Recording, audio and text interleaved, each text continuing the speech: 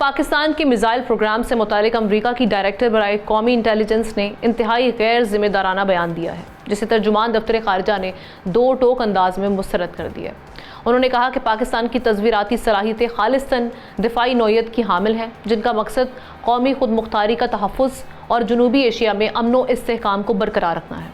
ترجمان دفتر خارجہ کے مطابق اس کے برعکس بھارت کی جانب سے 12,000 کلومیٹر سے زائد رینج رکھنے والی میزائل صلاحیت کی ترقی ایک ایسے رجحان کی عکاس ہے جو علاقائی سلامتی کے تقاضوں سے آگے بڑھتا ہے اور بلا شبہ خطے اور اس سے باہر کے ممالک کے لیے بھی تشویش کا باعث ہے۔ اب یہ جو بیان آیا ہے اس کو کس کانٹیکس میں دیکھا جائے؟ کیا پاکستان کے لیے جس طرح سے اب اس پر بھارتی میڈیا ایک پروپیگنڈا بھی کر رہا ہے کہ پاکستان کا نمبر اگلا کیا ایران کے بعد امریکہ کا رخ، امریکہ کی توپوں کا رخ کیا پاکستان کی جانب ہوگا؟ اسی پر بات کرنے کے لیے ہم نے انوائٹ کیا ہے ایئر کوموڈور ریٹائرڈ خالد چشتی صاحب کو، سینئر اینالسٹ ہیں۔ Thank you so much sir for your time. یہ کہیے گا کہ پاکستان نے جو امریکی ڈائریکٹر قومی انٹیلیجنس کا میزائل پروگرام سے متعلق بیان ہے، جو سٹیٹمنٹ ہے، اس کو آج ریجیکٹ کر دیا ہے، ڈسمس کیا گیا، اور یہ بیان بیسکلی آپ نے بھی دیکھا ہوگا کہ یہ کہا گیا کہ پاکستان کے پاس ممکنہ طور پر ایسے میزائل ہو سکتے ہیں جو امریکہ تک پہنچنے کی صلاحیت رکھتے ہیں۔ کل یہ بیان سامنے آیا ہے اور اس کے ساتھ ساتھ نارتھ کوریا، اس میں رشیا اس لسٹ میں شامل تھے۔ بیسکلی آپ اس کو کس کانٹیکس میں دیکھیں گے، کیسے اس کا انالیسس کریں گے، اور کیا اب جس طرح سے ہم دیکھ رہے ہیں کہ بھارت پر بڑا پروپیگنڈا ہو رہا ہے اس معاملے پر، وہ یہ کہہ رہے ہیں کہ کیا پاکستان کا ایران کے بعد پاکستان کی جانب رخ ہوگا؟ پاکستان اب کیا کہتے ہیں اسٹیک پر آ چکا ہے، اس کو بھی کوئی خطرہ ہے؟ بہت شکریہ ہمیں سامنا آپ نے انوائٹ کیا۔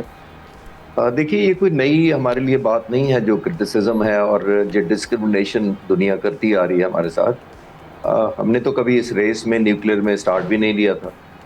انڈیا نے 1971 میں پہلا ٹیسٹ 74 میں پہلا ٹیسٹ کیا تھا، اور نیوکلیر ٹیسٹ کے بعد مسز اندرا گاندھی کے زمانے میں اس ٹیسٹ کو کیا گیا تھا اسمائلنگ بدھا کے نام سے۔ I don't know smiling Buddha کس ریفرنس سے رکھا گیا تھا، لیکن یہ ایک ٹانٹنگ قسم کا نام تھا، آپ خود سوچ سکتے ہیں نیوکلیر ویپن کو یا نیوکلیر ٹیسٹ کو یہ کہا گیا تھا۔ پھر ظاہر ہے پاکستان نے بھی ڈیولپمنٹ شروع کی، پھر اس کے بعد انڈیا نے 3 ٹیسٹ میں 1998 میں کیے تھے، ہم نے نہیں کیے تھے، ہم پھر ری ایکٹیو موڈ میں تھے، ہم پھر ڈیفینسو رسپانس ہم نے کیا، تو ہمیں بھی مجبوراً کرنا پڑا، کیونکہ ظاہر ہے جب تک پاکستان نیوکلیر فالو نہیں کرتا انڈیا کو تو یہ پورا خطہ ڈی اسٹیبلائز نہ صرف ہوگا بلکہ پاکستان کی سیکیورٹی اور سالمیت کو تو بہت سیریس خطرہ ہو سکتا ہے اگر ہمارے پاس کوئی ویپن نہ اور انڈیا کے پاس ہو۔ اب اس بات پر آتے ہیں، یہ جب بھی پاکستان آپ نے نوٹ کیا ہوگا جب بھی ریلیونٹ ہونے لگتا ہے اس ایریا میں، گلوبلی ہماری عزت بنتی ہے، ہم ایک اسٹیبلائزنگ فورس کے طور پہ جاتے ہیں جب بھی، یا ویلیو ایڈ ہوتی ہے ہماری، تو اس طرح کا پروپیگنڈا شروع کر دیا جاتا ہے تاکہ ایسا ثابت کیا جائے کہ پاکستان شاید کوورٹلی کچھ خفیہ طریقے سے کوئی ایسے ہی پروگرام میں شامل ہے، اور الارم نو لیس دین امریکہ کو کریٹ کیا جائے۔ ہمارا تمام جتنا نیوکلیر پروگرام ہے، ہمارے شاہین اور غوری اور شاہد 3 تمام کے تمام انڈیا اسپیسیفک ہیں، ہمارے کسی کی range out side the zone یا کہہ لیں کہ ہمارے اس نیبرہڈ سے آگے نہیں ہمارا نہ کوئی ڈیزائن ہے، کیونکہ ہم تو پچھلا 40-50 سال ہماری گواہی دے رہے ہیں کہ ہم تو ایک اسٹیبلائزنگ فورس کے طور پہ استعمال کرتے آئے ہیں، نہ کہ کوئی اوفینسو یا ہیجمونک ہمارے ڈیزائن ہے۔ تو میں ری ایشور کرنا چاہتا ہوں قوم کو بھی، ویورز کو بھی، اور اوبیسلی جو آپ کہہ رہے ہیں انڈیا میں پروپیگنڈا ہو رہا ہے، اپنا ٹریک ریکارڈ دیکھ سکتا ہے انڈیا کا کیا رہا ہے اور ہمارا ٹریک ریکارڈ دیکھ سکتا ہے۔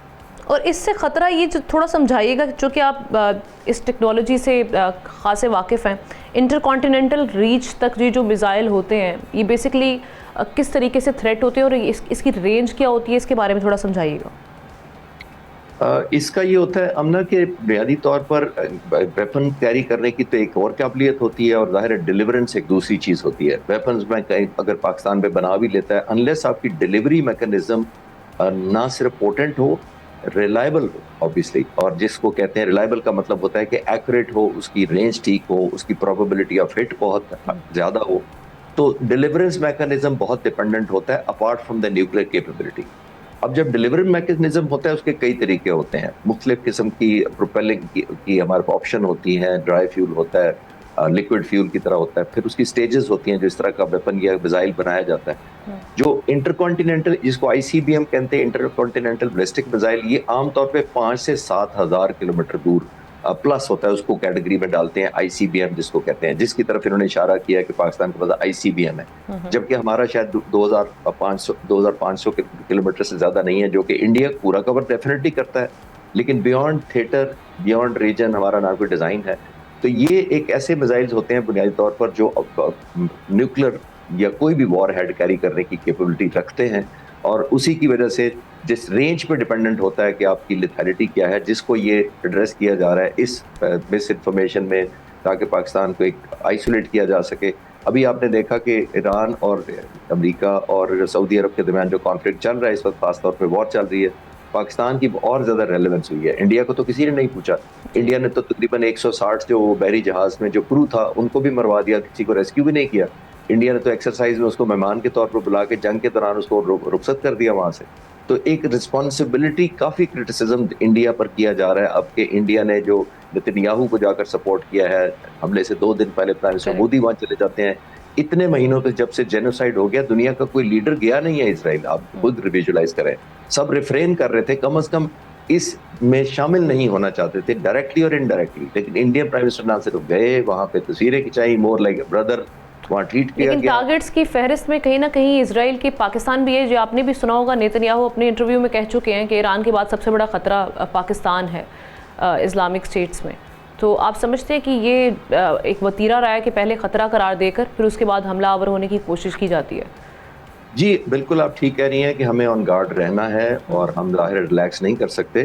لیکن آپ کے ویورز کو میں اور آسانی کے لیے بتا دوں کہ اسرائیل کی طرف سے خطرہ ہمارے نیوکلیر پلانٹ کو ہمیشہ سے رہا ہے. میں as a young fighter pilot, میں نے کچھ سال ڈیوٹی کی تھی. ہمارا جو نیوکلیر پلانٹ ہوتا تھا تھوٹا کا, جب ہم انیشل سٹارٹ کیا تھا ہمارا, بعد میں الحمدللہ آپ قابل ہو گئے اور اب ہمارا وہ کوئی ادھر فوکس رہا نہیں ہے, تو میں اس کی الرٹ ڈیوٹی یا پروٹیکشن کے سلسلے میں ڈیوٹی کرتا رہا ہوں.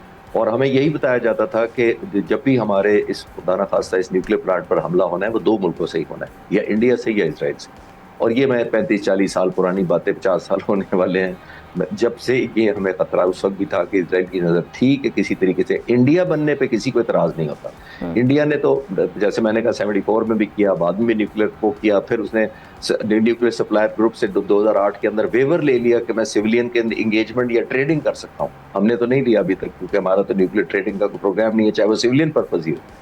تو یہ اسرائیل کی ہمیشہ سے رہی ہے. آپ کی بات بالکل ٹھیک ہے. وہ پہلے ایک اوپینین میکنگ کرنا شروع کر دیتے ہیں, کیونکہ جس طرح کی ناکامی ہوئی ہے وہ جیسے میں نے کہا ایک ڈائیورژن کے طور پہ یوز کر رہے ہیں کہ لوگوں کا دھیان پاکستان کی طرف بھی جائے, بجائے جو اسرائیل کی ناکامیاں ہوئی ہیں یا جو ڈسٹرکشن ہو رہی ہے ایران کے ہاتھوں.